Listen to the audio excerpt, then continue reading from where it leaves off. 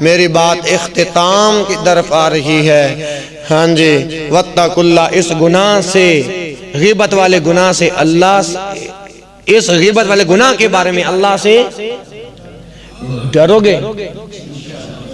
میں نے ایک جگہ بیان کیا، ساتھیوں نے کہا تھا کہ قاری صاحب آپ نے نماز کے متعلق بیان کرنا ہے.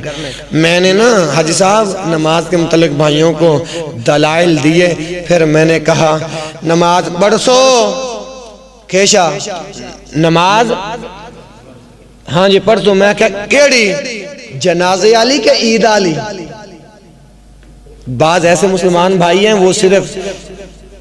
وہ صرف یا تو جنازے کی نماز پڑھتے ہیں یا پھر عید کی نماز پڑھتے ہیں. اس لیے میرے بھائیوں 5 وقت نماز پڑھنی ہے، اور اس گناہ کے بارے میں اللہ سے بھی ڈرنا ہے.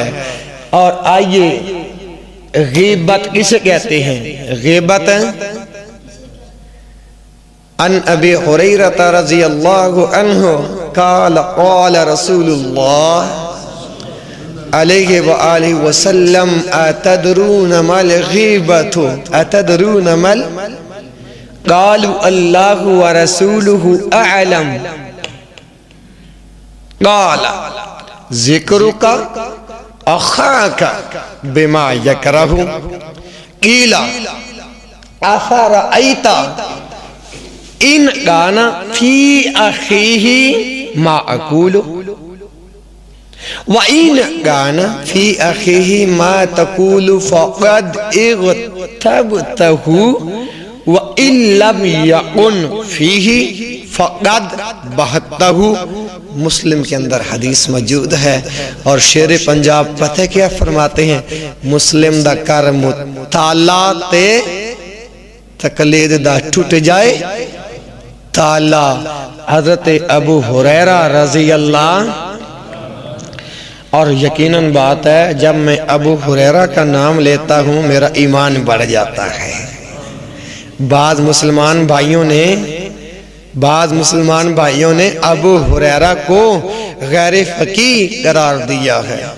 ہمارا یہ ایمان، بلکہ میں جب بھی رات ہو، دن ہو، سفر ہو، عذر ہو، خلوت ہو، جلوت ہو، مناظرہ ہو، مباہلہ ہو، چھپ کلش ہو، میں جب ابو ہریرہ کا نام لیتا ہوں حاجی صاحب میرا ایمان بڑھ جاتا ہے. ابو ہریرہ رضی اللہ عنہ سے روایت ہے، اللہ کے رسول صلی اللہ علیہ وسلم نے ارشاد فرمایا اتدرون ما الغیبت، اے میرے اصحاب غیبت کسے کہتے ہیں؟ غیبت کسے کہتے ہیں؟ تو اصحاب نے کیا جواب دیا؟ قالا ذکرک اخاک. کوئی بھائی اس انداز میں اپنے بھائی کا ذکر کرے بما یکرہ، جو اس کو ناپسند کرتا ہو. قیلا افرأیت ان کان فی اخیہ ما اقول، پوچھا گیا اللہ کے رسول اگر اس بھائی میں یہ گناہ واقعی موجود ہو تو پھر کیا؟ آپ نے فرمایا قیلا افرأیت ان کان فی اخیہ ما اقول قال ان کان فی اخیہ ما تقول فقد اغتبتہ. اگر واقعہ اس بھائی کے اندر یہ گناہ پایا جائے، یہ خامی پائی جائے، فقد اغتبتہ، پھر تو اس نے غیبت کی ہے، پھر تو اس نے. وَإِن لَمْ يَكُنْ فِيهِ فَقَدْ بَهَتَّهُ، اگر اس کے اندر یہ خامی نہیں پائی جاتی، یہ غیبت والا گناہ نہیں پایا جاتا، تو پھر اس نے بہتان لگایا. کیا لگایا؟ بہتان لگایا ہے. اچھا ایک بات بتاؤ، ایک بھائی کے اندر یہ غیبت والا گناہ موجود نہیں ہے، اگلے بھائی نے بہتان لگایا، الزام لگایا، تو اب اس کی شرعی سزا کیا ہے؟ آپ کے علم میں ہوگا مجھے بڑے لکھے چہرے نظر آ رہے ہیں، اگر اس میں یہ گناہ خامی موجود ہے پھر تو اس نے غیبت کی ہے حاجی صاحب، اگر گناہ موجود نہیں تو اس نے الزام لگایا ہے۔ اب کوئی مسلمان کسی پر الزام لگاتا ہے تو اس کی شرعی سزا کیا ہے؟ بتا دوں، پھر سے کہہ دوں، اس کو الٹا کیا جائے اور جو اس کی ایئرپورٹ ہے اس پر 80 درے لگائے جائیں۔ کتنے؟ تاکہ اگلے نے پتا تو چلے نا کہ الزام بہتان لگان دا آج سوات تے آ جائے نا۔ آپ کہیں گے کہ 80 درے کی دلیل کہاں ہے؟ میں کہتا ہوں جب اماں جی عائشہ رضی اللہ عنہا پر بہتان لگا تھا تو ان کو 80 درے کس نے لگوائے تھے؟ صفوان بن معطل، حمنہ اور مصطح، یہ 3 تھے، اور ان کو الٹا کر کے ان کے ایئرپورٹ ایئرپورٹ پر 80 درے لگائے گئے تھے۔ میرے بھائیوں، اللہ کے رسول صلی اللہ علیہ وسلم اس وقت زندہ نہیں ہیں، لیکن آپ کی نبوت اور رسالت قیامت تک کے لیے زندہ ہے، تو آپ کا حکم قیامت تک کے لیے۔ اگر آج کوئی مسلمان کسی کے اوپر تہمت لگاتا ہے بھائی عباس سلفی صاحب، یا الزام لگاتا ہے تو اس کو الٹا کر کے اس کو 80 درے اللہ کی قسم لگا کے آپ دیکھو، اگر زندگی میں وہ دوبارہ کسی مسلمان بھائی پر تہمت لگا جائے، الزام لگا جائے، تو جو سزا یور کی وہی سزا آپ کے اس مسافر پردیسی اجنبی دینی ایمانی بھائی کی۔ آئیے کل قیامت والے دن اس کی سزا کیا ہوگی؟ اس کی آج بازاروں کے اندر بیٹھے ہوتے ہیں نا تو ایک دوسرے کی ہم نقلیں بھی اتارتے ہیں۔ کیا کرتے ہیں؟ اب جو بندہ کسی کی نقل اتارتا ہے پھر بہت زیادہ ہنستا ہے، زیادہ ہنسنے سے بچ جاؤ، زیادہ ہنسا نہ کرو۔ میں آپ کو کیوں روک رہا ہوں کہ آپ زیادہ نہ ہنسا کرو؟ میرے پاس نبی کا فرمان موجود ہے، سنو۔ نبی پاک صلی اللہ علیہ وسلم نے ارشاد فرمایا، ایاک وکثرۃ الضحک فإنہ تمیت القلب ویذہب بنور الوجہ۔ جو مسلمان مرد یا عورت زیادہ ہنستا ہے کہہ کے لگا لگا کر، فَإِنَّهُ تُمِيتُ الْقَلْبِ فَإِنَّهُ يُمِيتُ الْقَلْبِ، تو اس کا یہ دل مردہ ہو جاتا ہے، وَيَذْهَبُ بِنُورِ الْوَجْهِ، اور اس کے چہرے کا نور چلا جاتا ہے۔ اس لیے آج کے بعد اتنا زیادہ ہنسنا بھی، میرے آقا تو مسکراتے تھے، اللہ کا قرآن کہتا ہے فَتَبَسَّمَ ضَاحِكًا مِّن قَوْلِهَا۔ خیر عنوان، اور میں عرض کر رہا ہوں کہ جو بھائی مسلمان مرد یا عورت جس کے اندر یہ غیبت والا گناہ پایا جائے تو کل قیامت والے دن اس کی شرعی سزا کیا ہوگی؟ ان انس رضی اللہ عنہ، یہ حضرت انس وہ ہے جس نے 10 سال پیارے محبوب کی خدمت کی ہے، نوکریاں کی ہیں۔ قال رسول اللہ، یا اللہ جیسے آج میری زبان سے قال اللہ تعالی وقال رسول کی صدا بلند ہو رہی ہے، اللہ میرے ان بزرگوں بھائیوں کی زبانوں پر بھی جب بھی کوئی آواز نکلے قال اللہ تعالی کے نکلے، وقال الرسول کے نکلے۔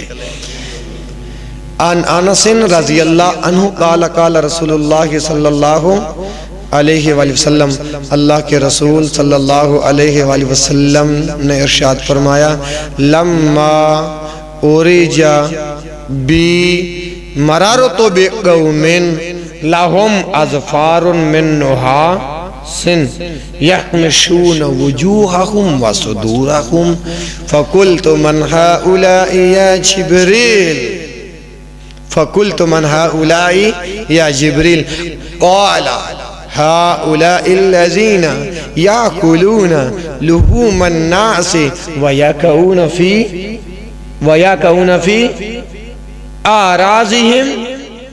نبی پاک صلی اللہ علیہ وآلہ وسلم کو جب میرے اللہ نے آسمانوں کی سیر کروائی، سبحان الذی اسری بعبدہ، پاک ہے وہ ذات جس نے اپنے بندے کو عرش عظیم پر بلایا۔ اللہ کے قرآن نے یہاں اپنے رسول کے لیے بعبدہ کے الفاظ استعمال کیے ہیں، نور ہی کے الفاظ استعمال نہیں کیے۔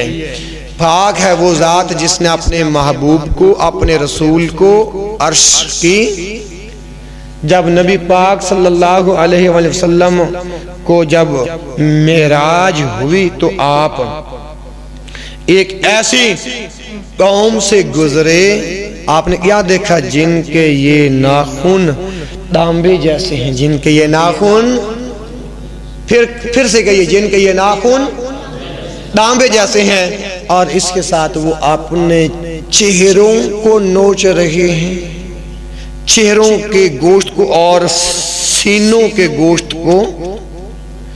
یخمشون وجوہہم وصدورہم، یہ روایت میں نوٹ کر کے آیا ہوں الحمدللہ، جو اپنے سینوں اور چہروں کے گوشت کو نوچ رہی ہیں۔ تو نبی پاک صلی اللہ علیہ وآلہ وسلم نے جبریل امین سے پوچھا، فقلت، میں نے کہا، یا جبریل، اے جبریل، یہ کون سے لوگ ہیں جن کے ناخن بھی تانبے جیسے ہیں؟ ہائے اللہ، آج میری مائیں اور بہنیں وہ بھی شوقیہ طور پر اپنی ناخن لمبے رکھتی ہیں، یہ ہندوؤں کی رسم ہے۔ اللہ میری ماں اور بہنوں کو اس گناہ سے بچا دے۔ اور وہ میرے مسلمان بھائی جو موبائل فون کے آپریٹر ہیں، ہاں جی، ان کے بھی بڑے بڑے انگوٹھے کے ساتھ ناخن رکھے ہوتے ہیں جن کے ساتھ وہ کھولتے ہیں۔ اللہ میرے بھائیوں کو اور میری ماں اور بہنوں کو یہ جو لمبے ناخن رکھنے والی جو ہندوانہ رسم ہے، مجھے اور آپ کو محفوظ رکھے۔ جب نبی پاک کو معراج ہوا نا تو ایسی قوم سے گزرے جن کے ناخن تانبے جیسے ہیں اور اپنے سینوں اور چہروں کو نوچ رہے ہیں۔ تو جبریل امین سے اللہ کے رسول نے سوال کیا کہ یہ کون سے لوگ ہیں؟ تو جبریل امین نے اللہ کے رسول صلی اللہ علیہ وسلم کو جو جواب ارشاد فرمایا وہ آج آپ بھی سن لیں، ہؤلاء الذین یأکلون لحوم الناس۔ اے محبوب، یہ وہ لوگ ہیں جو دنیا میں لوگوں کا گوشت کھاتے تھے، وَيَقَعُونَ فِي أَعْرَاضِهِمْ، اور لوگوں کی عزتوں پر حملہ آور ہوتے تھے، لوگوں کی عزتوں پر حملہ آور۔ اسی چیز کا نام ہے کہ آپ یہاں ماشاءاللہ بیٹھے ہیں، حاجی صاحب بیٹھے ہیں، میری پوری جماعت بیٹھی ہے، لیکن میں ان کے غیر موجودگی کے اندر آپ کی خامیاں، برائیاں، عیوب، نقائص دوسرے لوگوں کے سامنے بیان کروں، اس کا نام غیبت ہے۔ اگر کوئی بندہ کسی کا دفاع کرے گا نا آسن کلمات کے ساتھ کہ بھائی وہ حاجی صاحب یہاں موجود نہیں ہیں، عبدالوہاب محمدی صاحب یہاں موجود نہیں ہیں، ہاں جی، آپ ان کی غیبت نہ کریں، جب وہ آ جائیں گے آپ ان کی اصلاح کر دینا۔ اللہ کا قرآن ہے، 24واں سپارہ ہے، فرمایا ادفع باللتی ہی احسن، جہاں ایک مسلمان بھائی کی غیبت ہو رہی ہو اگر یہ وہاں دفاع کرے احسن کلمات کے ساتھ تو اللہ کے رسول صلی اللہ علیہ وسلم ارشاد فرماتے ہیں کہ من ارد عن ارض اخیہ رد اللہ عن وجہہ النار یوم القیامہ. جہاں کسی مسلمان بھائی کی غیبت ہو رہی ہے اگر یہ وہاں دفاع کرے گا تو اس کا فائدہ کیا ہوگا؟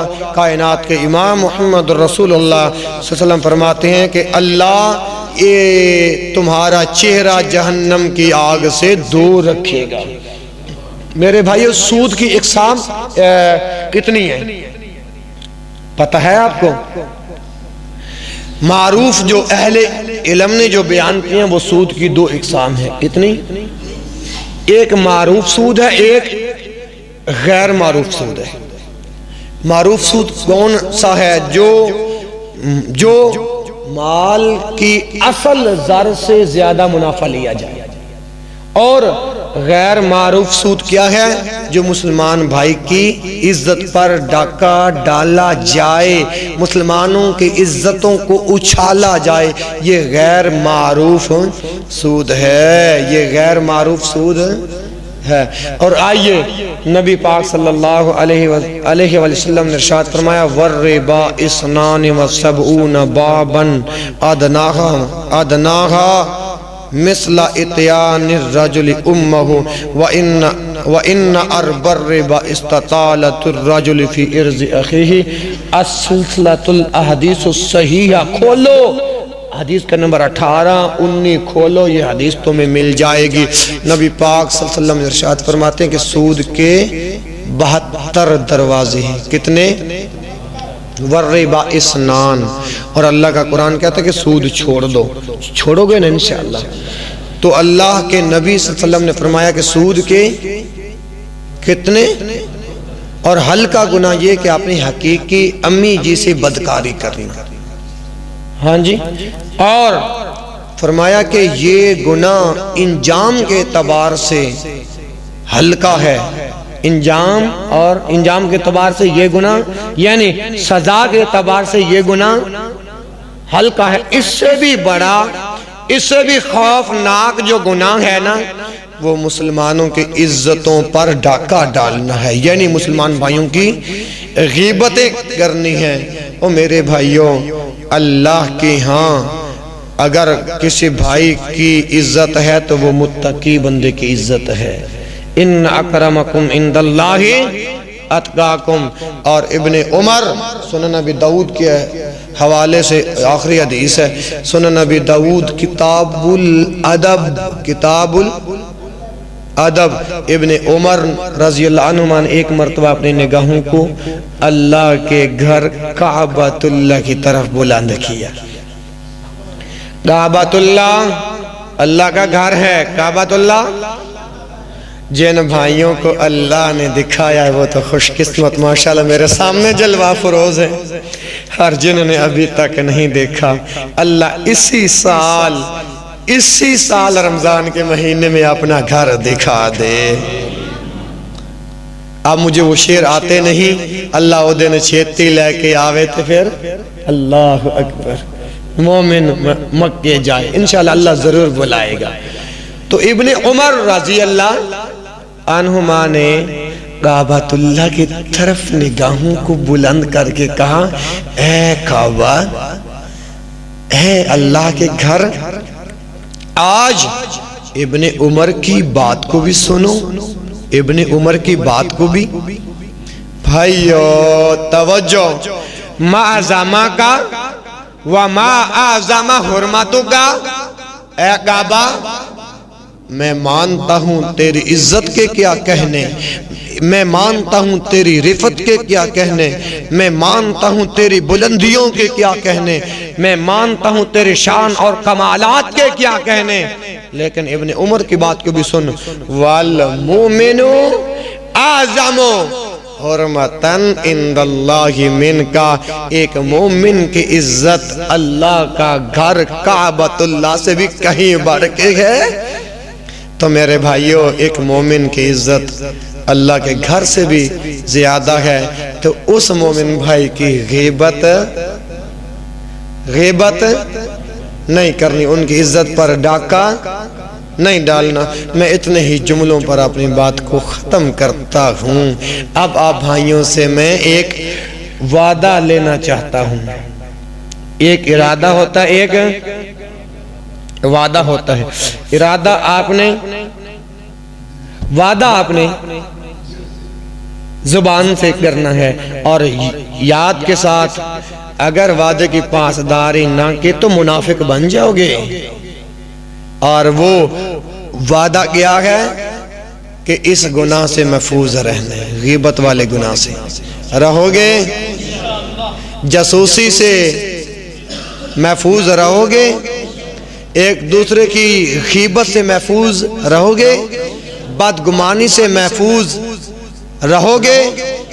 اللہ تبارک و تعالی آج کی اس مقدس درس قرآن کو میرے اور آپ کے لیے ذریعہ نجات کا سبب بنا دے، ذریعہ نجات کا سبب اور بخشش کا بہانہ بنا دے۔ حاجی صاحب اور میری پوری جماعت فقیرانہ آئے تھے، صدا کر چلے۔ آپ خوش رہو، میں اور آپ دعا کر چلے ایک دوسرے کے لیے۔ وآخر دعوانا ان الحمدللہ رب العالمین۔ جی موت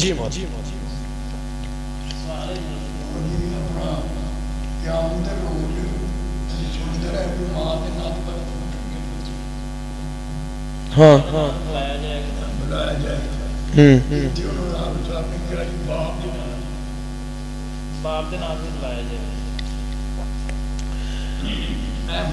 اللہ کا قرآن اس طرف اشارہ دے رہا ہے، ادعوہم لآبائہم، ادعوہم لآبائہم، پکارا جائے گا ان کو ان کے باپوں کے نام سے، ان کے باپوں کے نام سے۔ باقی جو آپ ماشاءاللہ بزرگ ارشاد فرما رہے ہیں کہ حدیث میں ہے، وہ حدیث مجھے ذرا بیان کر دیں۔ ویسے میرے پاس ابھی یہ کتاب ہے ماشاءاللہ، قیامت کب آئے گی، شیخ الحدیث مولانا یحییٰ گوندلوی صاحب کی لکھی ہوئی۔ چھوٹی نشانیاں بھی بیان کی ہیں، بڑی نشانیاں بھی بیان کی ہیں، لیکن اس کتاب کے اندر یہ نشانی موجود ہے نہیں جو میرے بزرگوں نے ارشاد فرمائی ہے، اور ایسی حدیث میرے ذہن میں بھی نہیں۔ اگر آپ کے ذہن میں ہے جس حدیث کے اندر ہے کہ ماں کے نام سے پکارا جائے گا، وہ حدیث مجھے بتا دیں، پھر آگے دیکھا جائے گا۔ ہاں جی، اگلا سوال کریں۔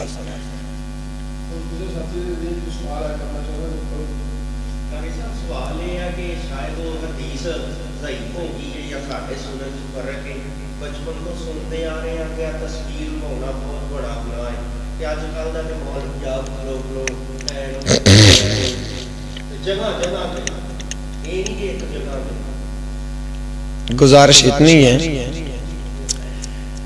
جب ہم اپنی تصویر، جب ہم اپنا چہرہ شیشے کے اندر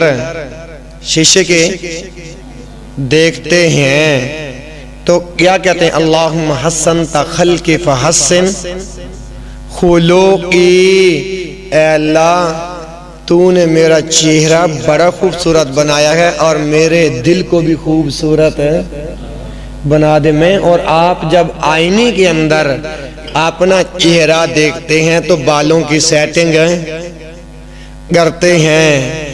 اگر تصویر بنانا گناہ ہے تو شیشے میں بھی تو آپ کا چہرہ آتا ہے، پھر شیشہ دیکھنا بھی گناہ ہے۔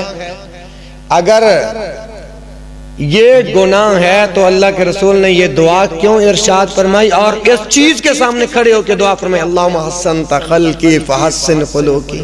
ایک دوسری بات یہ ایک عکس ہے، تصویر اس کو کہتے ہیں۔ نبی پاک صلی اللہ علیہ وسلم نے ارشاد فرمایا، عبداللہ بن عباس رضی اللہ عنہما سے روایت ہے کہ جو یہ تصویریں بناتے ہیں نا، کل قیامت والے دن ان کو سخت عذاب ہوگا۔ کیا ہوگا؟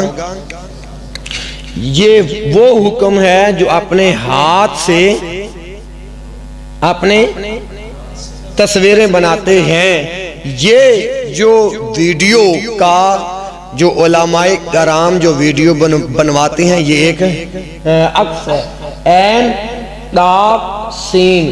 جیسے ہم آئینے میں اپنا چہرہ دیکھتے ہیں اور پھر ختم ہو جاتا ہے، اسی طرح یہ ایک عکس ہے، یہ ایک عکس ہے۔ اور تیسری گزارش اس سوال پر یہ ہے کہ آگے وقت تھا کہ اگلے وقتوں کے اندر آڈیو ہر کوئی سنتا تھا، علماء کرام کے بیانات آڈیو کیسٹوں میں، غالباً وہ حاجی صاحب کے پاس بھی علماء کرام کے بیانات، اور آپ کے پاس آپ کے گھروں میں بھی آڈیو بیانات موجود ہوں گے، لیکن آپ نے ایمان سے بتانا آج اس گئے گزرے پر فتن دور کے اندر کوئی آڈیو بیان سنتا ہے؟ وہ کہتا ہے جی ویڈیو بیان دیو، فلاں عالم صاحب کی ویڈیو بیان دیو۔ تو یہ ایک ہے نا قرآن اور حدیث کا پیغام ہے جو ایک محفوظ ہو کر دوسرے بھائیوں تک جاتا ہے، تو یہ صدقہ جاریہ ہے، یہ اس گناہ میں شامل نہیں ہے۔ آج آپ کے سامنے ماشاءاللہ اتنی دیر میں نے گفتگو کی اور علمی میدان سجایا ہے اور بچھایا ہے، میرے لیے تو یہ ابھی ایک لقمہ کا نوالا ہے میرے لیے۔ آپ ایک طرف اللہ کی قسم ہماری جماعت کے بڑے پیارے خطیب ہیں ناصر مدنی صاحب، ہاں جی، ان کو بٹھا دو، اور دوسری طرف آپ نے اس گناہگار بھائی کو بٹھا دو، اگر وہ ساری رات تقریر کرے گا میں بھی ساری رات تقریر کروں گا، اگر وہ سارا دن تقریر کرے گا میں سارا دن تقریر کروں گا، اگر وہ 24 گھنٹے تقریر کرے گا میں 24 گھنٹے علمی میدان سجاؤں گا، اور اللہ قلیل کہ ایک دو گلاس پانی کے بیچ میں پی لوں، اور موازنہ آپ نے کرنا ہے۔ ہمارے مدنی صاحب 5 گھنٹے یا 10 گھنٹے یا جتنی دیر بھی وہ بیان فرماتے ہیں ماشاءاللہ، اس کے اندر وہ قرآن حدیث کتنا بیان فرماتے ہیں، وہ قرآن حدیث کتنا بیان فرماتے ہیں، اور یہ آپ کا بھائی قرآن اور حدیث کتنا بیان فرماتا ہے۔ میں مولانا ناصر مدنی صاحب کی معاذ اللہ عزت پر میں ڈاکہ نہیں ڈال رہا، میں عرض کر رہا ہوں کہ وہ جس بندے کو اللہ نے جتنا علم دیا ہوتا ہے نا، وہ اتنے اسی کے مطابق دین کی دعوت دیتے ہیں۔ تو ماشاءاللہ آپ اہل علم ہو، ہاں جی، اللہ نے رات کو وَجَعَلْنَا اللَّيْلَ سَكَنًا، اللہ نے تو رات کو سکون کے لیے بنایا، آپ نے سکون کو آپ نے رب کے قرآن کے لیے قربان کیا، نبی کے فرمان کے لیے قربان گیا، تو اللہ آپ کے یہاں بیٹھنے کا مول نہ پائے گا۔ اور یقیناً آپ نے جتنی دیر گفتگو سنی ہے، صحیح بتانا کہ آپ کے علم میں اضافہ ہوا ہے کہ نہیں ہوا۔ اب یہی قرآن و حدیث کے بیانات اور دلائل ماشاءاللہ میرے پیارے بھائی نے محفوظ کیا، اور ان کا ہاں قرآن و حدیث کی نشر و اشاعت کے اندر اللہ کی توفیق سے اس ملک کے اندر ایک نام ہے۔ انشاءاللہ جیسا نام ہے ویسا کام ہے، انشاءاللہ یہ پیغام جہاں جہاں جائے گا میرے اور آپ کے لیے، جو جو بھائی سنے گا ان گناہوں سے بچتا جائے گا، میرے اور آپ کے لیے اللہ ذریعہ نجات کا سبب بناتا جائے گا۔ تو یہ اس حکم کے اندر نہیں ہے۔ واللہ تعالی عالم ھذا ما عندی، یہ ایک عکس ہے۔ اور اگلا سوال کریں۔ صحیح البخاری میں حدیث موجود ہے کہ ایک صحابی رضی اللہ، غالباً کتاب الاذان کے اندر روایت ہے کہ ان کے اتنا سا کپڑا تھا، وہ کپڑا رکھ کر نماز ادا کر رہا تھا، دوران ہی نماز کسی ساتھی نے وہ کپڑا اٹھا کے اس کی سر کے اوپر رکھ دیا، اس نے پھر اتار کے رکھ دیا۔ جب اس نے سلام پھیرا نا، میرے خیال ہے جابر بن عبداللہ رضی اللہ عنہ، تو سوال کرنے والے نے سوال کیا کہ آپ کے پاس کپڑا بھی ہے، آپ کے پاس کپڑا بھی ہے، پھر بھی آپ نے اس کو رکھ دیا ہے۔ بلکہ نا آپ ایک بار سارے بھائی محبت کے ساتھ پیار کے ساتھ رسول اللہ صلی اللہ علیہ وسلم کی ذات پر درود پڑھے، صلی اللہ علیہ وسلم، صلی اللہ، ذرا پڑھے پڑھے، صلی اللہ صلی اللہ صلی اللہ، وہ روایت یہ ہے، صلی اللہ صلی اللہ صلی اللہ علیہ وآلہ وسلم۔ صحیح البخاری میں یہ روایت موجود ہے عن محمد ابن المنقدر قال دخلت على جابر ابن عبد الله وهو يصلي في ثوب واحد ملتحفا به ورداءه موضوع فلما انصرف قلنا يا ابا عبد الله تصلي ورداءك آپ کے پاس چادر بھی ہے، آپ پھر بھی ننگے سر نماز پڑھ رہی ہیں۔ موضوع کالا نعم احببت ان یرانی الجہال مثلکم رأیت النبی صلی اللہ علیہ وسلم یصلی غزا۔ صحیح البخاری میں یہ حدیث موجود ہے۔ جابر بن عبداللہ رضی اللہ عنہ، یہ انصاری صحابی ہیں، ٹھیک ہے۔ محمد بن منقدر حاضر ہوتے ہیں اور کیا دیکھتے ہیں کہ وَهُوَ يُصَلِّي فِي ثَوْبٍ وَاحِدٍ، وہ ایک کپڑے میں، وَهُوَ يُصَلِّي وہ نماز ادا کر رہی ہیں، فِي ثَوْبٍ وَاحِدٍ ایک کپڑے کے اندر، ایک کپڑے کے اندر، ملتحفاً بِهِ وَرِدَاءَهُ مَوْضُوعٌ، اور ایک کپڑے جس کے ساتھ وہ آپ نے ایک چادر تھی جس کو آپ نے جسم کے ساتھ جس کے ساتھ وہ ملتحف تھے، یعنی چادر کو اپنے ساتھ لپیٹا ہوا تھا، اس کے ساتھ نماز ادا کر رہے تھے۔ تو فرمایا فلما انصرفا، جب آپ پھرے، جب آپ نماز سے فارغ ہوئے تو آپ نے کہا قلنا، ہم نے کہا یا ابا عبداللہ، اے ابو عبداللہ، تصلی وارداؤ کا موضوع، کہ آپ کی چادر الگ رکھی ہوئی اور اسے اوڑھنی، یعنی اوڑے بغیر ہی آپ نماز ادا کر رہے ہیں، اوڑے بغیر ہی نماز ادا کر رہے ہیں۔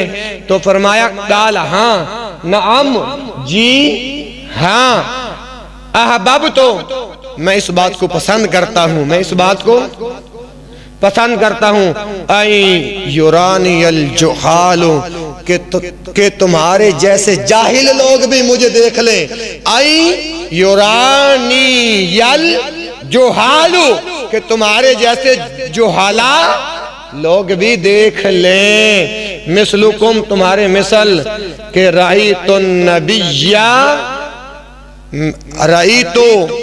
رأیت النبی، میں نے نبی صلی اللہ علیہ وآلہ وسلم کو دیکھا، یصلی نماز پڑھ رہے تھے، قضا اسی طرح۔ اب یہ جو حدیث ہے کیا سبق دے رہی ہے؟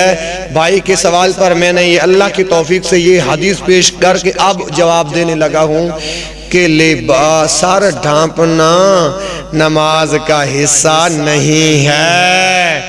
پھر سن لو، سر ڈھانکنا نماز کے اندر یہ نماز کی شرط یعنی مشروط اور حصہ نہیں، سر ڈھانپنا یہ لباس کا حصہ ہے۔ یا بنی آدم خذوا زینتکم عند کل مسجد، عند کل، اب یہاں تک یہ بات سمجھ آ گئی کہ سر ڈھانپنا نماز کی شرط نہیں، یہ لباس کا حصہ ہے، سمجھ آ گئی؟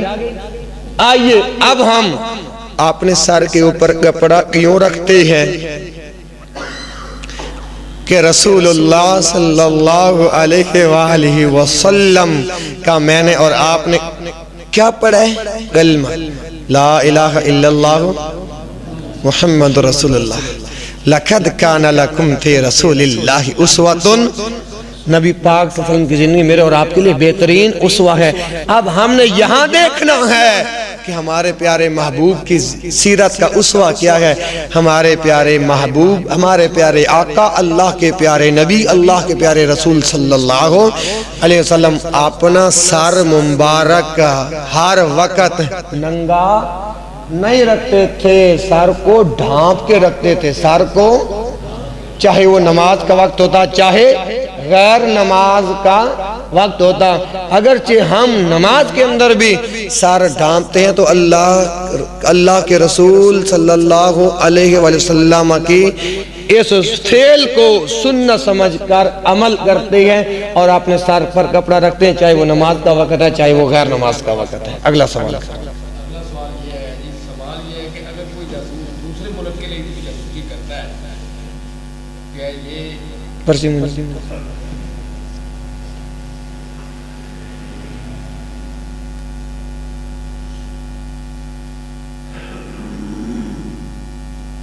جس بھائی نے سوال کیا وہ بھائی ذرا اٹھ جائیں، کھڑے ہو جائیں.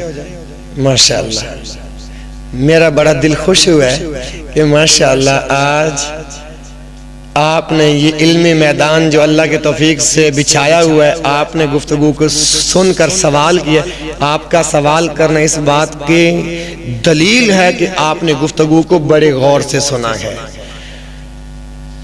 ایسے ملک کے اندر جاسوسی کرنا جائز ہے، ایسے ملک کے اندر جاسوسی کرنا جائز ہے جس سے مسلمانوں کو خدشہ ہو، اسلام کو نقصان پہنچ رہا ہو، تو ایسے اس صورت کے اندر جاسوسی کرنا جائز ہے. اگلا سوال کریں گے.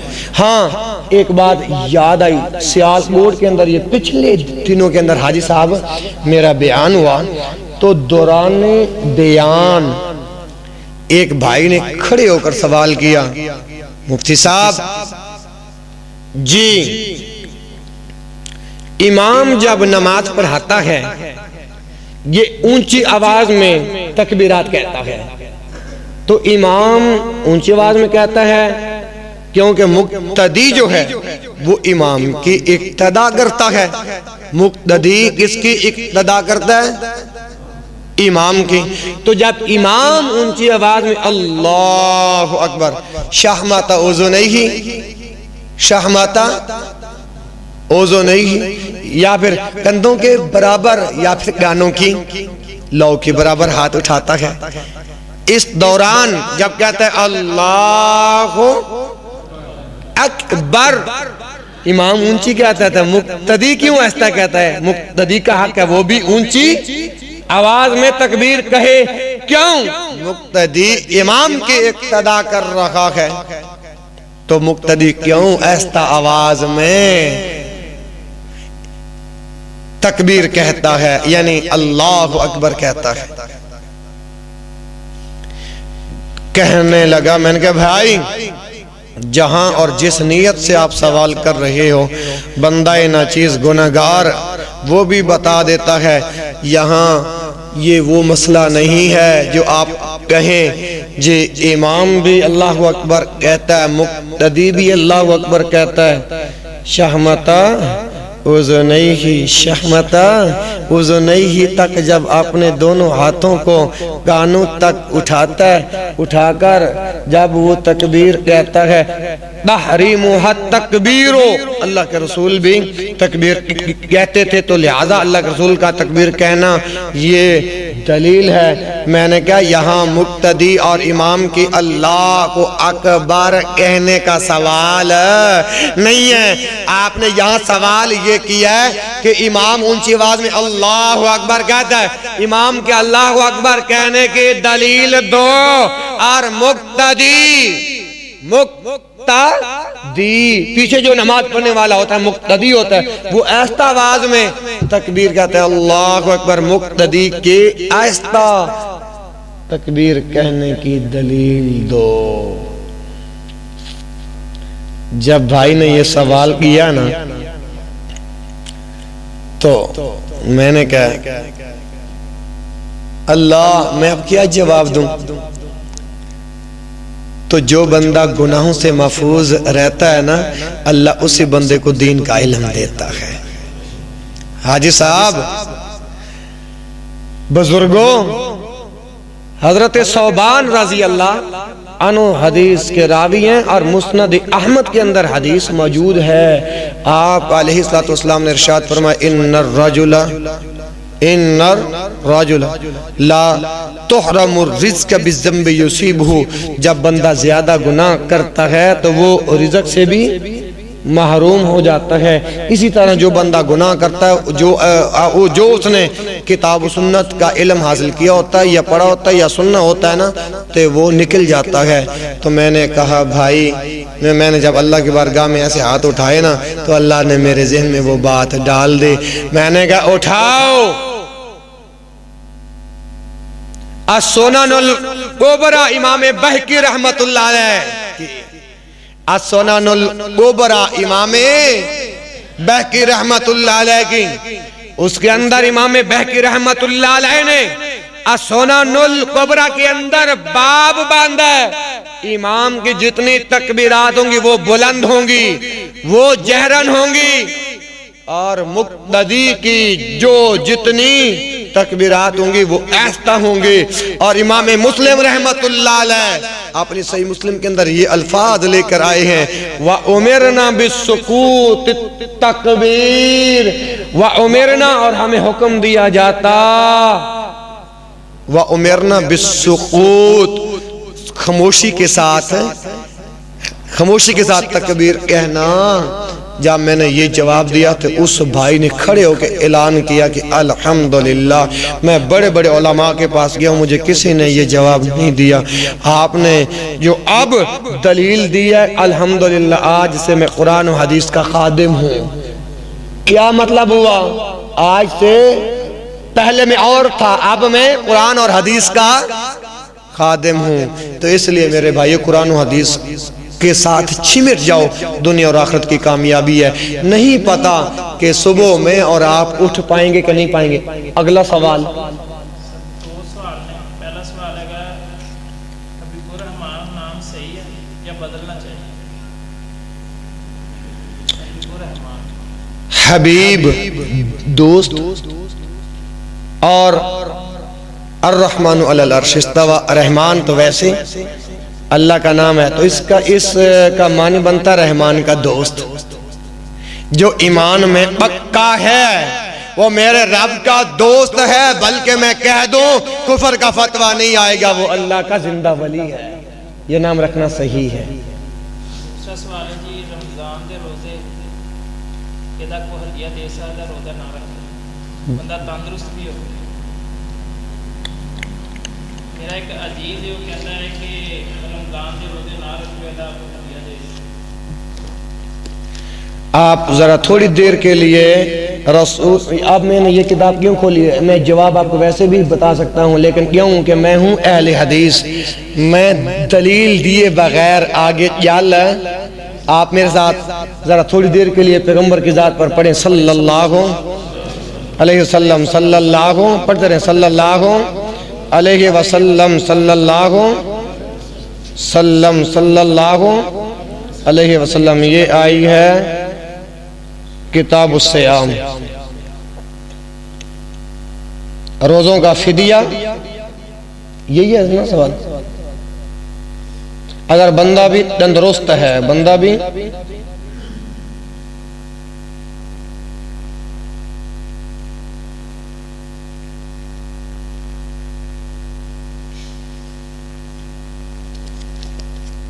صلی اللہ صلی اللہ صلی اللہ صلی اللہ علیہ وآلہ وسلم۔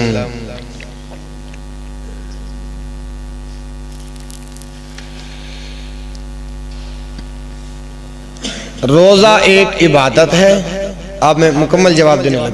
روزہ ایک عبادت ہے اور عبادات میں نیابت نہیں ہوتی۔ روزہ ایک عبادت ہے اور عبادات میں نیابت نہیں ہوتی، بلکہ اسے انسان نے خود ہی ادا کرنا ہوتا ہے۔ ہاں، اگر کسی عبادت میں قرآن و حدیث سے نیابت ثابت ہو تو اس پر عمل کیا جا سکتا ہے، بصورت دیگر توقف کرنا، مثلا کسی انسان کا ترک شدہ نماز کا دوسرا نماز ادا، یعنی میری نماز فوت ہو گئی ہے، اب میری جگہ پر آپ تو نہیں نماز ادا کر سکتے نا۔ اسی طرح جس بھائی کے ذمے روزہ ہے اور وہ تندرست بھی ہے، اس کی جگہ روزہ کوئی دوسرا نہیں رکھ سکتا، وہ روزہ خود رکھے گا۔ روزے کا فدیہ تو اس وقت دینا جب فمن کان منکم مریضا او علی فعدۃ من ایام اخر، فعدۃ من ایام اخر، اس وقت آئے گا جب مریض ہے یا مسافر ہے یا شرعی عذر ہے یا اتنا لاغر بوڑھا کمزور ہو گیا کہ اس کے اندر روزہ رکھنے کی ہمت اور طاقت نہیں ہے۔ اللہ کے رسول صلی اللہ علیہ وآلہ وسلم کا فرمان یہی ہے۔ اچھا اکثر یہ بھی سوال ہوتا ہے کہ جو انسان فوت ہو جائے اگر اس کے ذمے روزے ہوں تو اس کا شرعی کیا حکم ہے؟ چونکہ سوال کے ساتھ ملتا جلتا سوال ہے آ گیا ہے۔ ایک انسان کے ذمے روزے فرض ہیں، بندہ فوت ہو گیا ہے تو اس کے روزوں کا کیا حکم ہے؟ یہ روایت صحیح البخاری کتاب الصوم اور باب نمبر 42 ہے۔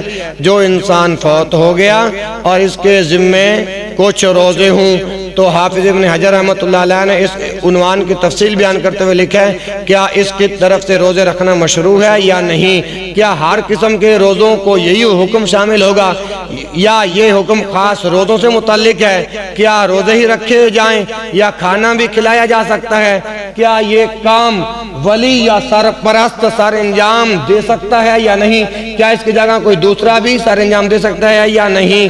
تو اس عنوان کو ثابت کرنے کے لیے امام بخاری رحمۃ اللہ علیہ نے اماں جی عائشہ رضی اللہ عنہا سے مروی حدیث بیان کی ہے کہ رسول اللہ صلی اللہ علیہ وسلم نے ارشاد فرمایا جو شخص فوت ہو گیا اس کے ذمہ کچھ روزے تھے تو اس کا سرپرست اس کی طرف سے روزے رکھے۔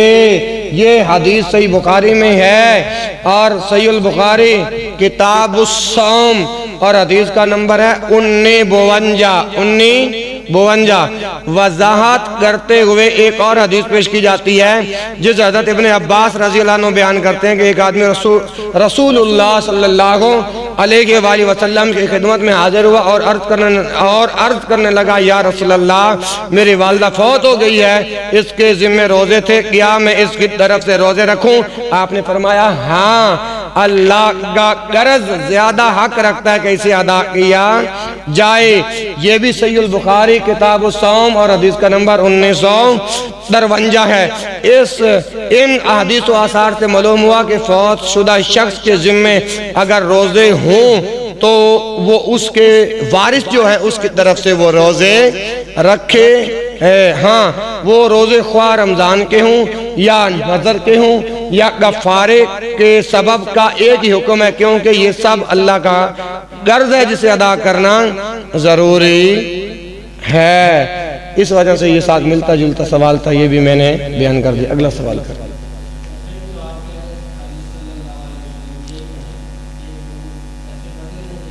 جی پڑھ لینا چاہیے۔ افضل درود تو یہی ہے، افضل درود ابراہیمی ہی ہے، لیکن یہ جو صلی اللہ علیہ وآلہ وسلم کے مفہوم کو دیکھا جائے، اس کے مطلب کو دیکھا جائے تو اس کا کیا معنی ہے؟ صلی اللہ علیہ وآلہ وسلم، یعنی ان اللہ و ملائکتہ یصلون علی النبی یا ایھا الذین آمنوا صلی اللہ علیہ وسلم صلو علیہ تسلیما۔ تو یہ درود ہی ہے صلی اللہ، یعنی اللہ محبوب پر درود پڑھتا ہے۔ صلی اللہ کیا معنی ہوا؟ اللہ اپنے محبوب کے درجات کو بلند کرتا ہے۔ وَرَفَعْنَا لَكَ ذِكْرَكَ، اللہ اپنے محبوب کی شانوں کو بیان کرتا ہے۔ اللہ اپنے محبوب کی شان کو بیان کرے، یہ ہے اللہ کا نبی کی ذات پر درود پڑھنا۔ صلی اللہ علیہ وآلہ اور اللہ کا قرآن کیا کہتا ہے؟ صلو علیہ وآلہ۔ سمجھ آ رہی ہے؟ تو اب ایمان والوں کو حکم ہے کہ وہ بھی درود و سلام پڑھیں۔ سلام کا طریقہ تو ہمیں سکھا دیا، السلام علیکہ ایھا۔ اب ہم صحابہ نے کہا تھا اللہ کے رسول ہم درود کیسے پڑھیں؟ درود و سلام تیرے تے لکھا ہون درود و سلام، سبحان اللہ۔ درود پر سلام کی تو بات سمجھ میں آئی، اللہ کے رسول صلی اللہ علیہ وسلم نے وہ ہمیں بتایا نماز کی صورت کے اندر۔ تو اب جو درود ہے وہ کیا ہے کہ جو آپ کی امت آپ کے لیے زیادہ سے زیادہ دعا کرے، یہ امت کو حکم ہے نبی کی ذات پر درود پڑھنا۔ کیوں؟ آپ تو ویسے بھی معصوم عن الخطا ہیں، جس کی دلیل لِيَغْفِرَ لَكَ اللَّهُ مَا تَقَدَّمَ مِن ذَنبِهِ، یہ درود پڑھا جا سکتا ہے۔ اگلا سوال کریں۔ کھڑے ہو کر بھی پینا جائز ہے، بیٹھ کر بھی پینا جائز ہے۔ سنن النسائی کے اندر دونوں قسم کی روایات موجود ہیں۔ باقی جو یہ ہے نا کھڑے اٹھ کر پانی پینے سے یہ عذاب ہوتا ہے، یہ عذاب ہوتا ہے، یہ عذاب ہوتا ہے، یہ حدیث صحیح نہیں۔ اگلا سوال۔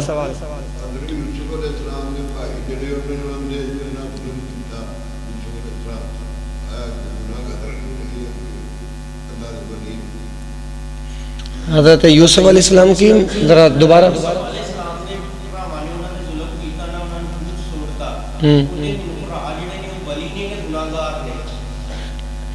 یہ جو ہے نا یعنی اس کو ہم کہتے ہیں پاک ہستیاں۔ کیا؟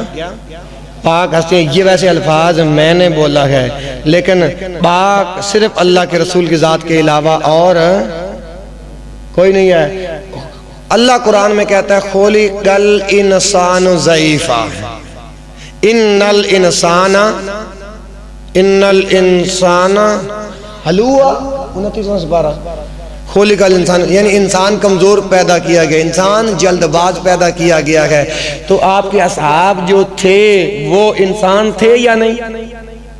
انبیاء انسان تھے یا نہیں؟ رسول انسان تھے یا نہیں؟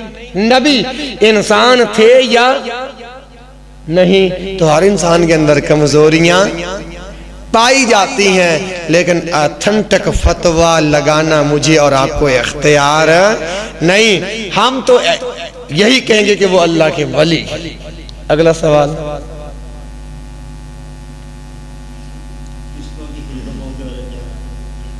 بچنا چاہیے۔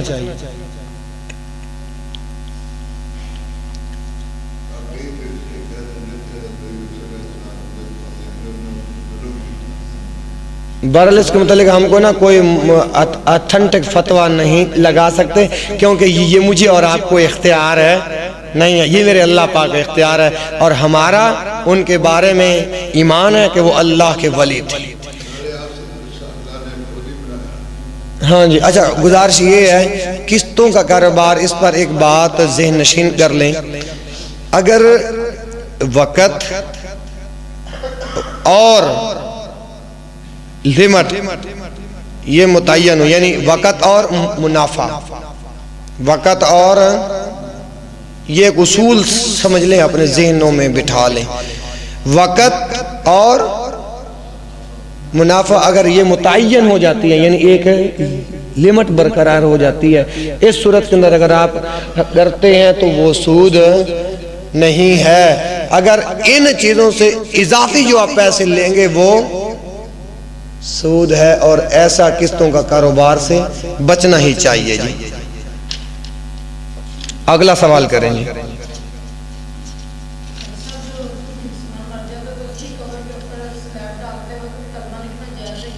ہرگز نہیں جائز، یہ بہت بڑی بدعت ہے، گناہ ہے۔ کل بدعت ضلالہ وکل ضلالۃ فی النار، ہر بدعت گمراہی ہے، ہر بدعت اور ہر گمراہ انسان کو جہنم کے اندر لے کے جانے والی ہے۔ تو محترم یہ جو قسطوں کا کاروبار ہے اس پر بچنا چاہیے۔ اب دلائل بہت زیادہ ہیں، وقت بھی کافی زیادہ بیت گیا۔ آپ کے پاس اگر یہ ہو نا، شیخ عبدالستار الحماد صاحب کی یہ لکھی ہوئی 4 جلدوں میں ہے فتاوی صحاب الحدیث، کیا آپ یہ منگوائیں، ان کا مطالعہ فرمائیں۔ شیخ صاحب نے جو اس کے اندر جو کتاب باندھی ہے نا، کتاب خرید و فروخت کی، انہوں نے بڑے فضاحت و بلاغت کے ساتھ اس مسئلے کو بیان کیا ہے، اور مفتی مبشر احمد ربانی صاحب حافظہ اللہ تعالیٰ کے احکام و مسائل اٹھائیں، انہوں نے بھی اس چیز کو فضاحت و بلاغت کے ساتھ بیان کیا ہے۔ شیخ زبیر علی زئی رحمت اللہ علیہ کے 5 جلدوں میں مقالات زبیر اٹھائیں، اس کے اندر بھی انہوں نے اسی موقف کو اختیار کیا کہ قسطوں والے کاروبار سے بچنا چاہیے۔ ہاں جی، اچھا بھائی آپ کا سوال تھا، ہاں یہ بدعت ہے، گمراہی ہے، بچنا چاہیے۔ البتہ یادگار کے طور پر کوئی بندہ اینٹ یا پتھر کا ایک حصہ نشانی کے طور پہ بندہ رکھ دے، لیکن یہ کلمہ وغیرہ، یہ سلیپیں، یہ سب بدعت ہے۔ اگلا سوال، کس طرح؟ بالکل کروا سکتے۔ اللہ کے رسول صلی اللہ علیہ وآلہ وسلم جب حاجی صاحب خطبہ جمعہ ارشاد فرما رہے تھے کہ سالیں اتنی پڑ گئی تھی، بارش نہیں ہو رہی تھی، تو اس نے جمعے کے دوران کھڑا ہو کے اللہ کے رسول کو سوال کیا تھا، اللہ کے رسول کہ سالیں اتنی پڑ گئی ہے کہ مال مویشی بھوکے، یہ صحیح بخاری میں بڑی لمبی حدیث ہے، تو فرمایا آپ دعا کر دیں۔ تو اس بندے نے، اس سائل نے اللہ کے رسول کو کہا، تو اللہ کے رسول صلی اللہ علیہ وسلم نے دوران خطبہ آپ نے ہاتھ اٹھائے اور اللہ نے آسمان سے بارش کا نزول فرما دیا، حتیٰ کہ 8 دن متواتر بارش چلتی رہی۔ اگلا جب جمعہ آیا، اللہ کے رسول صلی اللہ علیہ وآلہ وسلم خطبہ جمعہ ارشاد فرما رہے تھے، تو وہی سائل دوبارہ کھڑا ہو کے کہتا ہے، اللہ کے رسول اب تو یہ بارش وہاں برسے جہاں اس کو ضرورت ہے۔ پھر دوران جمعہ سائل نے یہ سوال کیا، تو اللہ کے رسول نے صلی اللہ علیہ وسلم نے ید اللہ والے ہاتھ اٹھائے اور اللہ نے بارش کو تھما دیا۔ اس بات کی دلیل ہے کوئی گہے تو دعا کروائی جا سکتی ہے، یہ کتاب و سنت سے ثابت ہے، لیکن فرض نماز کے بعد اجتماعی دعا مانگنا یہ بدعت ہے۔ ایک بھائی کہنے لگا، آپ مفتی آپ کو پتہ نہیں کہ اللہ کے رسول نے بیان فرمایا کہ ہر فرض نماز کے بعد دعا قبول ہوتی ہے؟ میں نے کہا میرے چاند، یہ حکم اجتماعی کا نہیں، اپنا فردیت کا ہے۔ یہ حکم فردن آدمی کے لیے، اگر میں نے اب نماز پڑھی ہے نا تو میں ہاتھ اٹھا کے دعا مانگ سکتا ہوں۔ اس حدیث کا محدثین نے اور سلف صالحین نے یہی معنی بیان کیا ہے۔ ہاں جی، دعا کریں کہ کوئی سوال باقی رہ گیا؟ اچھا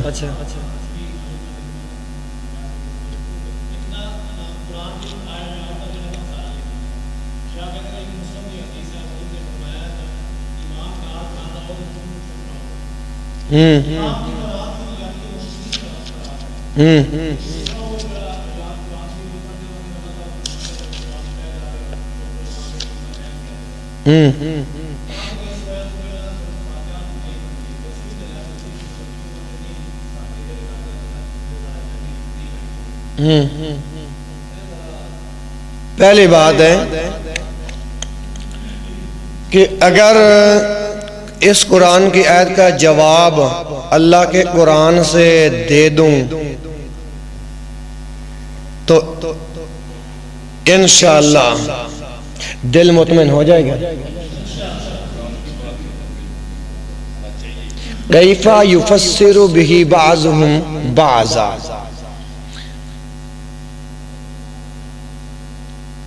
یہ سورہ جو ہے نا سورۃ الاعراف کی ہے، یہ سورۃ اب جواب ذرا دینے لگا ہوں، دل کی طے گرائیوں سے سن لینا ہے۔ یہ سورۃ اعراف ہے اور مکی ہے، اور آیت نمبر 204 اور 205 ہے، 204 اور وَإِذَا قُرِئَ الْقُرْآنُ فَاسْتَمِعُوا لَهُ وَأَنصِتُوا لَعَلَّكُمْ تُرْحَمُونَ۔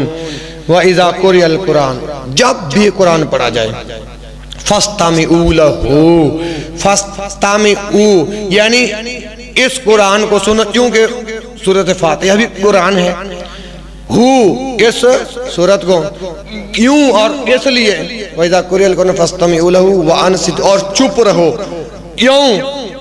لَعَلَّكُمْ تُرْحَمُونَ، تاکہ تم پر اب ہمارے بعض مسلمان بھائی جو ہے نا، بعض الناس، وہ اس سے یہی معنی بیان مراد لیتے ہیں کہ سورۃ فاتحہ امام کے پیچھے نہیں، جڑا بندہ سورۃ فاتحہ پڑھ لوے گا تو انہیں منہ دے وچ اگ دے انگارے، اے اگ دے انگارے علی حدیث کتھے ہے؟